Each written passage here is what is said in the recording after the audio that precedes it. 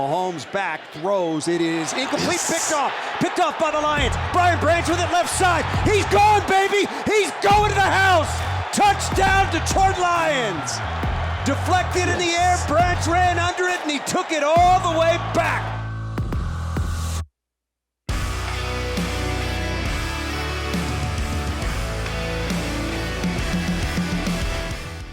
Welcome to the Twentyman the Huddle podcast presented by Microsoft. It is week 11 in the NFL, and the Detroit Lions have a NFC North matchup, a big one, their second of the season as they try to continue with their lead in the NFC North. I want to start the podcast this week with maybe a little bit more of a national perspective here. Robert Mays from The Athletic does a great job with the Athletic Football Show. Welcome in, Robert, just to talk about the Lions a little bit, the NFC North, maybe the NFL in general. Robert, thanks for taking the time. I really appreciate it. Happy to be here. Absolutely. Anytime. Now, I have to say, we can see the Chicago Bears helmet there behind you. We face the Bears this week. I'm probably going to get a few comments on that. I don't know if maybe this was a good idea this week, but we should start with your love of Chicago a little bit. Yeah, I'm from here. I mean, this is as much about where I grew up and how I grew up as anything. I'll be honest with you. I've enjoyed watching the Lions this year and the last couple of years far more than I've enjoyed watching the Bears. Well, speaking of that, let's talk about last week's game, shootout in LA. Just your thoughts on Sunday's win. Maybe what was your biggest takeaway from watching that game? It was just so fun to watch. We talked about this on our show on Sunday night. Kind of all the pillars of the Lions offense come together, and you see what the vision of this thing is moving forward. And if you look back last year, you could see the kernels of it. Ben Johnson and just the great job that he does with design, situational awareness, some of the one-off plays that they have every single week. It's one of the more fun offenses to watch in the league from a schematic coordination perspective. One of my big questions coming into this year was, did this team add enough spark? Did they add enough juice on offense with their playmaking positions to kind of take that next step and be among the elite teams in the NFL for the entire year? And I think Sunday was an indication and a reminder that they're making real strides in that direction. What Jahmyr Gibbs can give them. And, the big question for me is you have a rookie running back that you drafted in the first round and then a rookie tight end. Those were your big moves in terms of the skill position talent. And I know David Montgomery, but I think those were the two biggest swings. How much are you going to get out of those guys in year one? And obviously Jahmyr Gibbs, it's been a little bit slower, but we're seeing flashes of it now. And then Sam LaPorta has been the most productive rookie tight end that we've seen in how many years? So the plan that Brad Holmes and this group had for how they were going to take that next step, I think it's finally coming into view. And you combine that with how well everything is constructed on that side, and it's easy to get very excited. Yeah, and to your point, I think it's exciting for Lions fans when you view it this way too. Jared Goff, 29 years old. Amon-Ra St. Brown, 24 years old. Penei Sewell is 23. Gibbs is 21. LaPorta is 22. I mean, this is set up now to be a really good offense for a long time now. There's no doubt. And one of my favorite things that this organization has done over the last several years is that they've given those guys opportunities. They haven't gotten anxious or antsy by adding mid-tier free agent talent at some of these positions. They've said, we're going to have young guys and we're going to give them every opportunity to win these jobs and get these reps. And I think it's been huge in the development of those players individually and in the development of this roster. I've been not critical, but I had my doubts about, could this all come together quickly this year? Could they really be a contender with sort of the measured moves that they made this offseason? And I always couched it in, listen, I've been wrong about the job that Brad and Dan have done before. I might be again. And it's so far, it seems like I am, because the way that they've handled this and the pace at which they've done it, I think deserves a lot of credit, and they deserve a lot of just accolades here as we move forward throughout the season. So I'll kind of lends to my next question here. The hierarchy in the NFC. The Lions sit at the number 2 seed right now, one game behind Philadelphia, one game ahead of Dallas, San Francisco. I'm just curious from your perspective, kind of what's that hierarchy? What's that maybe top 4 in the NFC, and where do the Lions stand within that? I think that they're right in that conversation. I don't think that there's a gap between the quote unquote elite teams that we knew about coming into the season and Detroit as I see it right now. I thought that was going to be the case, that the Lions were going to be a team that could win the NFC North this year, be a very good story, be a double-digit win team, make the playoffs for the first time in a while, but there would still be at least a little bit of separation between them and San Francisco, Philly, even Dallas. I don't really feel that way anymore. I think they're playing as well as anybody. I think they deserve to be mentioned in those conversations, in large part because of the strides the defense has made and the young players on that defense, how much they've improved. So I think it's going to be a really, really fun race to see how that ends up shaking out by the end of the year. But right now, they deserve mention with any one of those teams in the NFC. And you look at Philly, who, obviously at 8-1 is at the top. I mean, they've got some tough games coming up. I think it starts Monday with Kansas City. I think they got Buffalo mixed in there. Obviously, have Dallas again. And with Detroit, it's not as tough a road. So I think it'll be really interesting the last 6-7 weeks of the season, how this plays out and kind of where they're at the final 2 weeks of the season. Robert, I want to ask you about this. And again, I'm with Robert Mays, who does a great job with The Athletic. Check out The Athletic Football Show, does a really good job with that. The perception of Dan Campbell, I think nationally, obviously the headlines when, over his first press conference, but how has that evolved from a national perspective over, the last 3 years? Obviously, NFL quarterbacks and NFL head coaches are measured on wins and losses. That's the important thing, right? So obviously the wins are starting to come along, but I'm just curious how maybe this, as the perception of Dan Campbell changed, if it has at all. I think it's changed. I mean, I can only speak from my experience. When I watched them 2 years ago, when they were, what did they finish? 1 win, 2 wins that season? 3 wins. 3 wins. I loved watching them. They were a team by the end of the season where we consistently were talking about how hard they were playing, how they were competing. It was everything you could want out of that sort of season. You're going to lose a lot of games. You're in year one of what is essentially a teardown. All you want to see is buy-in. And that wasn't surprising given what Dan Campbell was supposed to be as a head coach. He was supposed to be a culture guy, he was supposed to be a motivator, all of that. So I think it was easy to kind of connect those dots. Last year, you see them start taking real strides. And that, I think, kind of the understanding of him and the outside perception of him is, they're bringing in the right guys. They're doing this the right way. Look at how they're taking these steps at the right time. This year, I think it's transitioned all the way to me just thinking he's been one of the most impactful head coaches in the league. It's not just rah-rah stuff. I mean, I said last week that he was my coach of the year when we did our midseason awards. And it's not because necessarily just the results. The results are great. And when you haven't won at this clip in a long time, you're going to get acknowledgement about stuff like that. But if you look at some of the stuff he's done with clock management, timeouts, the way they've gone forward on 4th down, he's consistently been a value add in the game management areas of being a head coach. And if you're going to be a CEO type head coach like he is, where he's not the offensive play caller, he's not the defensive play caller, he's supposed to kind of oversee the operation. You have to be beneficial to your team on those margins. And that's exactly what he's been. So I think the perception has gone from looking at him as the biting kneecaps guy to now looking at him as a guy who consistently gives his team edges in smart, subtle ways. And I think that's really mirrored the rise that the franchise has kind of taken over the last couple of years. No, 100%. I couldn't agree with you more. Another guy who's kind of giving them a great chance to win week after week is Jared Goff.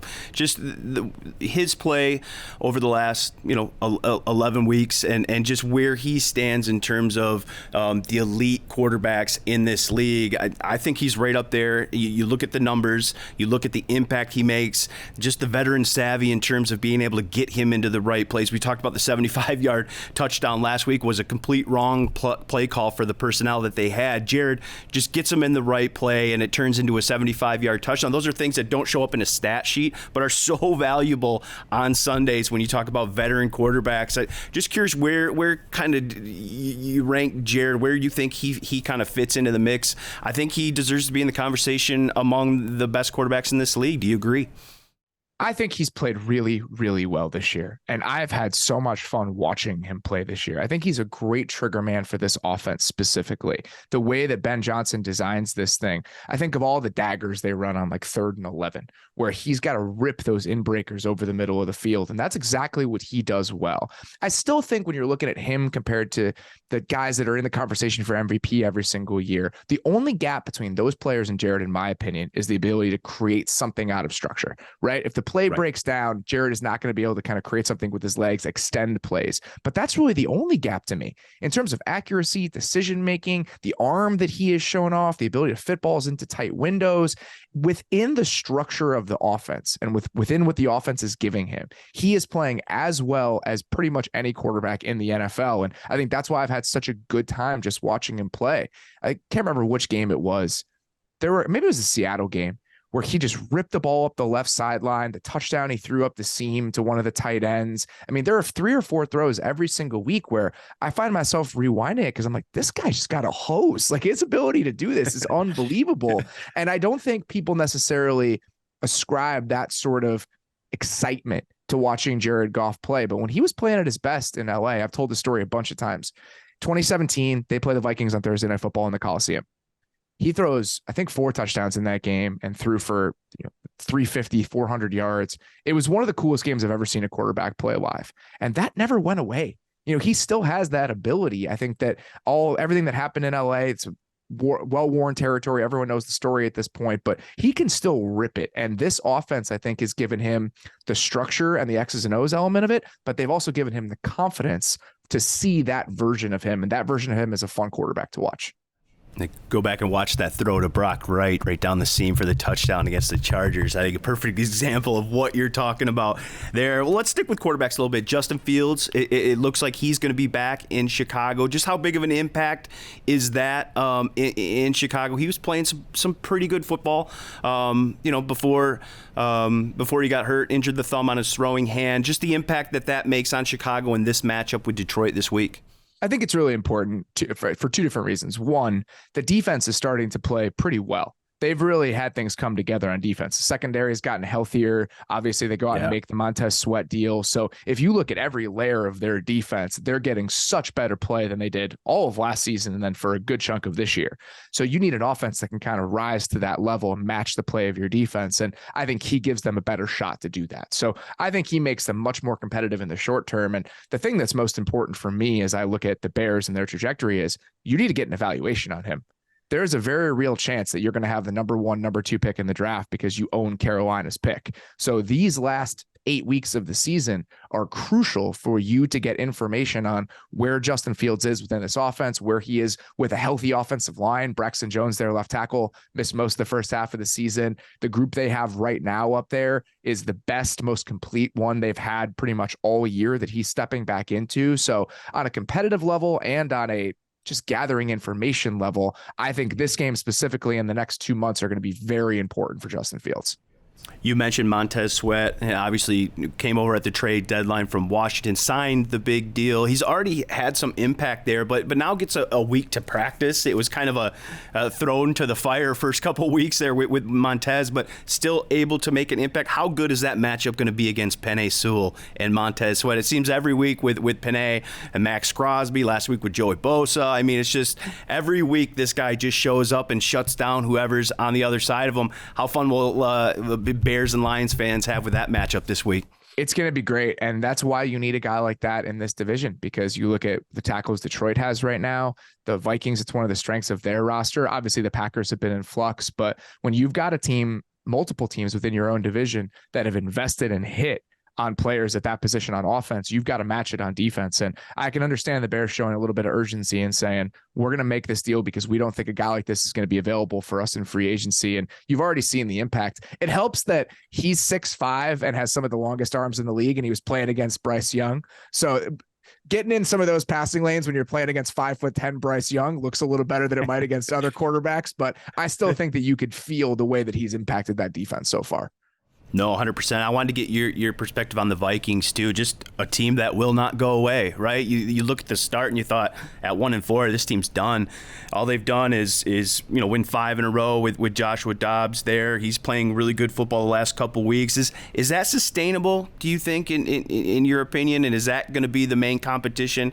Is that going to be Detroit and Minnesota here all the way till the end?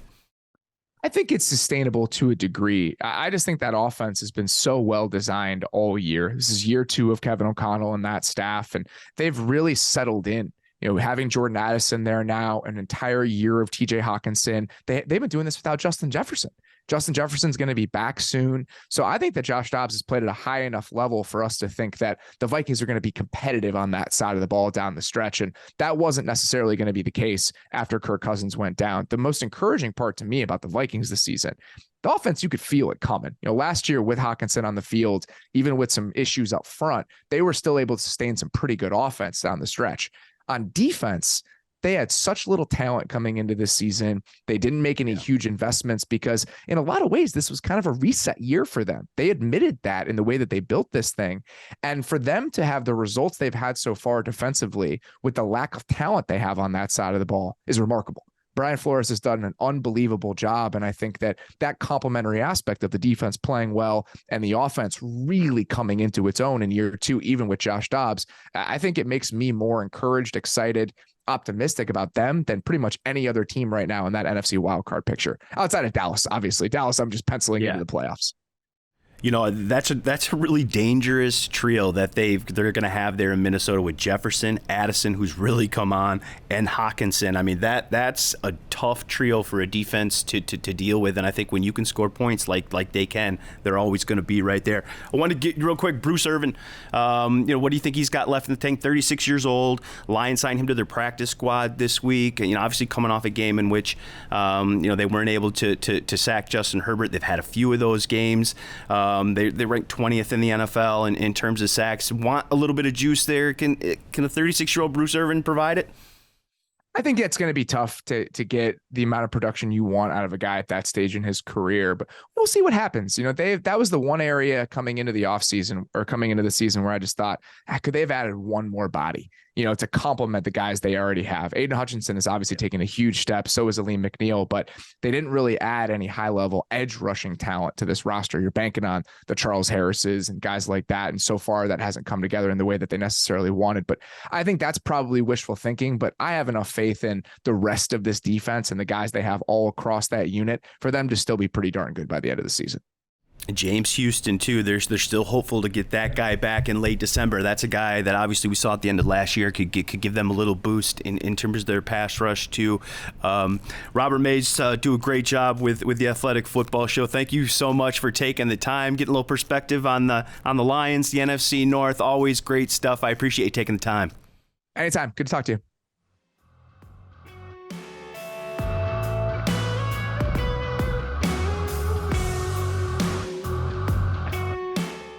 Welcome back to the Twentyman Huddle podcast, and it is now the key matchup segment of the podcast. And joining me, as he's done a couple times this week, is PJ Clark. PJ, welcome. We're back. We do this. I like when me and you do this because we get after each other just a little bit. Just a little bit here. You know the drill. We've got 5 matchups. They're key to this week. Let's get right into it right away. And I want to start with this one. Kirby Joseph and Justin Fields. You look at Kirby the last few weeks, he's been able to kind of make the impact. We talked to him a few weeks ago, and he said, look, I'm not impacting the game unless I'm getting to the ball, unless I'm touching the ball, unless I'm taking the ball away. And right after that, he got his first pick of the season. He's kind of continued that. Games. Yep. And so, can he keep that going this week against Justin Fields? He's been off for the last 4 weeks, had the dislocated thumb in his throwing hand. And I think there's going to be, an adjustment period for Justin a little bit early. This is a little bit different of a Chicago offense. They like to push the ball down the field more than we've been used to with Justin being more of a runner. So I think there might be some opportunities for Kirby to get his hands on some footballs. This is a big matchup for me. Yeah, and Fields 6 starts this year, 6 interceptions. So statistically, he's going to give you chances. He's been throwing at least one in every start this year. Kirby back-to-back games with an interception. Yeah. I think even furthermore, Kirby led the team in tackles in the game against Baltimore because Lamar was getting into the secondary so many times on runs. Fields, like you mentioned, another running quarterback. Kirby not only is going to have to be very aware about, how am I playing center field? Can I maybe get a third straight interception, making plays to that end, but he's going to be the last line of defense again 100%. Against the run as well. And you hope it doesn't get that far. You hope maybe the linebackers, this is going to be a big Campbell Anzalone game. But, if you got to save the 70-yard touchdown run, Kirby Joseph is going to be the guy. 279 rushing yards last year in 2 games combined for Justin Fields against Detroit. So to your point, he's got to be very good last line of defense. You mentioned the 6 interceptions. I think something a little different about this offense too is the 6 touchdown passes of 20+ yards that Fields had in weeks 1 through 6 before the injury. To that point earlier, when he sees it, I think he's still going to go. And Aaron Glenn talked about that and being very disciplined with their rush. And maybe that game against Baltimore gave them a little bit of a different kind of game plan heading into this one.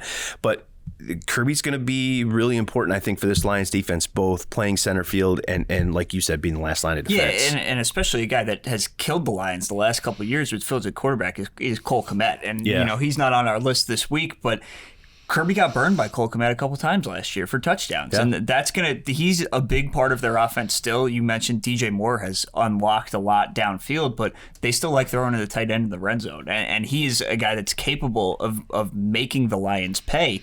That's just another option for Kirby that, playing center field over the top of DJ Moore is one thing, but you're going to be matched up with Cole Kmet, a guy that has gotten you a couple times. How have you improved physical now? And been better this year in coverage? How can you keep that going against a guy that has given the Lions problems in the past? It'll be interesting to see. It's a big matchup to me. That's why I wanted to start with that one.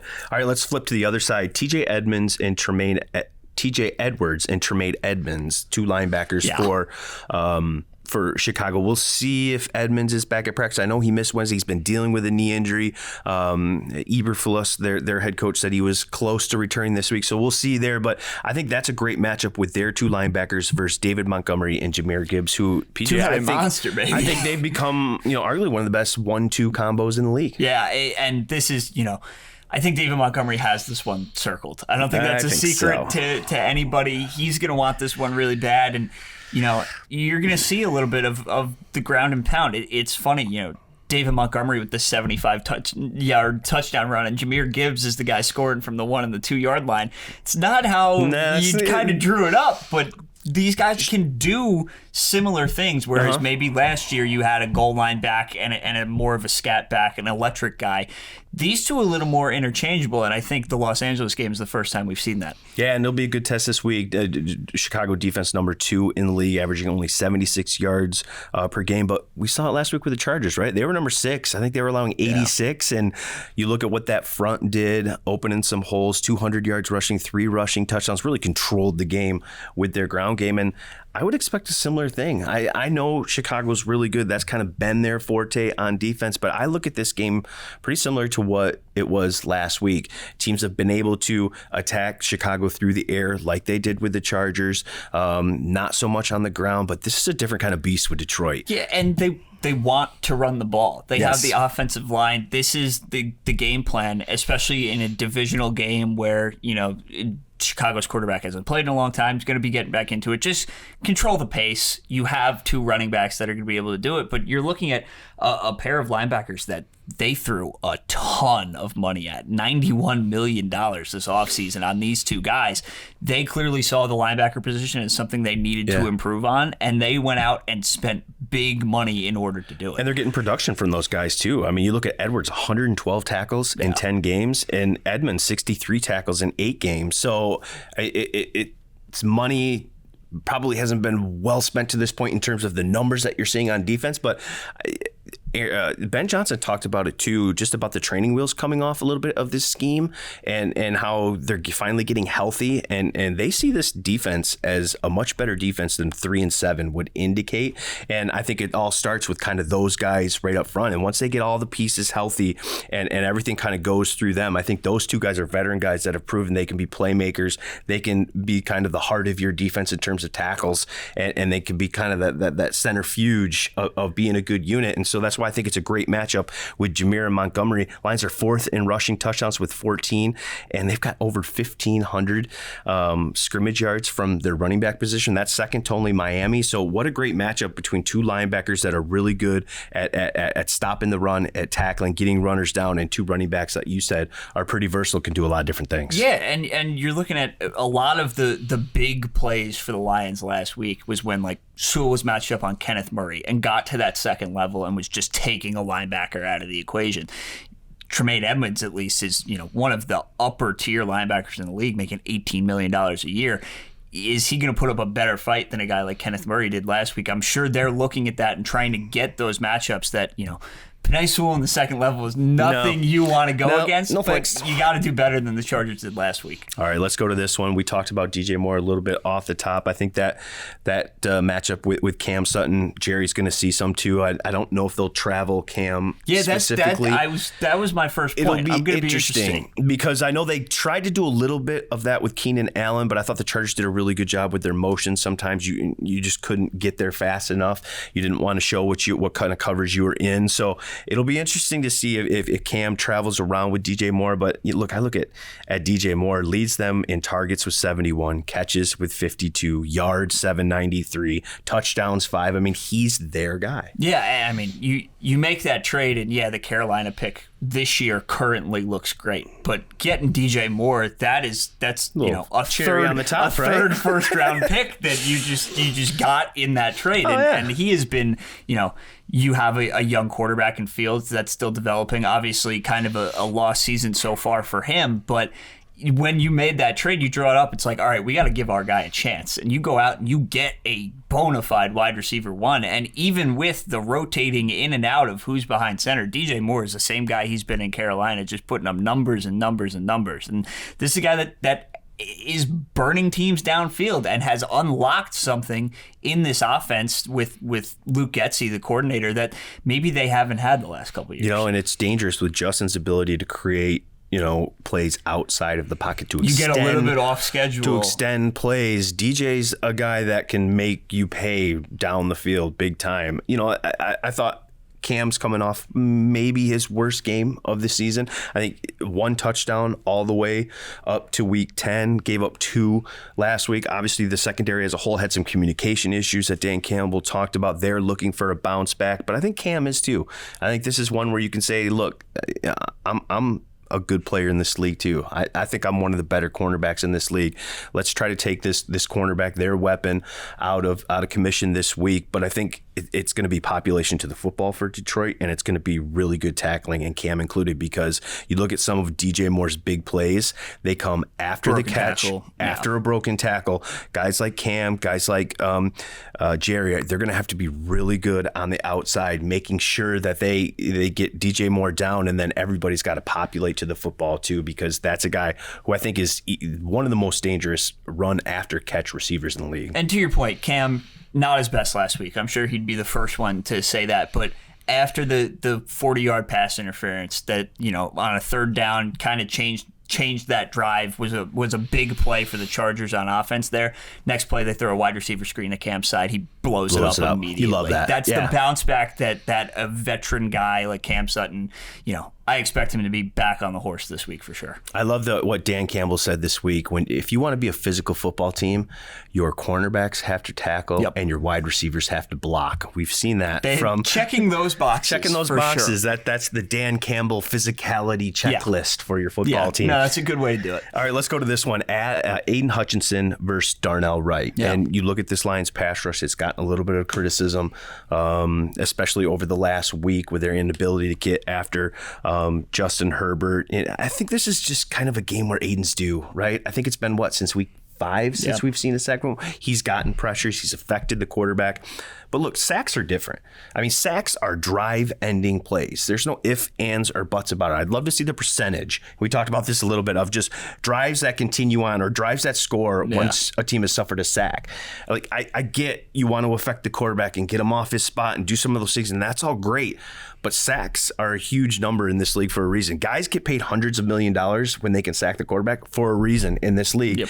Lions just aren't doing enough. I think they're ranked 21st in the league with 21 sacks. They've had a few games where they've had 5+, but they've had a few games where they've had the 0. And I think that's what you want to see, is a little bit more consistency. That's the key for me. You have the blow-up games, the Green Bay, the Atlanta, where you're like really, really taking advantage. But then you're looking at multiple games with 0, multiple games with 1. And that's where, the blow-up games are nice, but I would rather have those spread out a little bit and just get more consistent juice. And Darnell Wright, top 10 pick for them this year, has looked really, really good. They have, Braxton Jones in his second year now. They have 2 young tackles that are bookends for them for the foreseeable future. And I think Darnell Wright has been everything they wanted in a top 10 tackle this year. And Aidan's going to have a tough matchup going against that, but he's got to, you're in your second year, you're going against a rookie tackle.